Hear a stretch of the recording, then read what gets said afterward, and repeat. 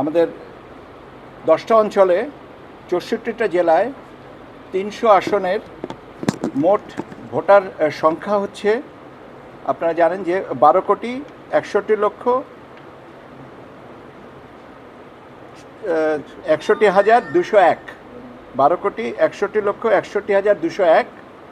আর আমরা এবারের হিসাব অনুযায়ী গড়ে 3,000 ভোটারের জন্যে, এবং আমরা আপনাদের এক একটা ভোট কেন্দ্র হিসাবে আমরা কেন্দ্রের সংখ্যা নির্ধারণ করা হয়েছে 42,618। 42,618টা ভোট কেন্দ্র করার কথা বলা হয়েছে। এর মধ্যে পুরুষ এবং মহিলা ভোটারের কক্ষের সংখ্যা হিসাব করা হয়েছে। আপনারা জানেন যে আমরা এই আনুপাতিক হারটা প্রত্যেকটা কেন্দ্রে 600 ভোটারের জন্য একটা কক্ষ পুরুষ ভোটার এবং মহিলা 500 ভোটারের জন্য একটা কক্ষ, এই হিসাবে আমাদেরকে পুরুষ কক্ষের সংখ্যা ধরা হয়েছে 1,14,939।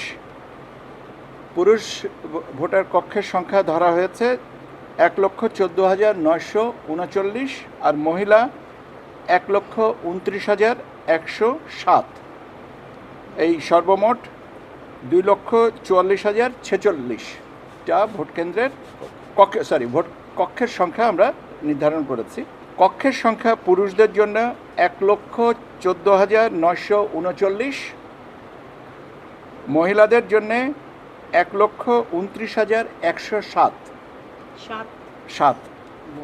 মোট হচ্ছে এইটা।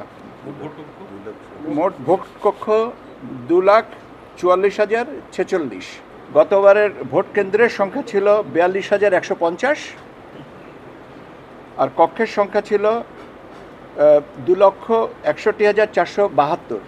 এটা দ্বাদশ আপনার সংসদ নির্বাচনে। আর এবার সেটার সংখ্যা বেরোচ্ছে 42,150-এর জায়গায় এটা দাঁড়িয়েছে 42,618। আজকে তো তারিখটা প্রকাশ করা হলো। দাবি আপত্তির জন্য 25শে সেপ্টেম্বর পর্যন্ত।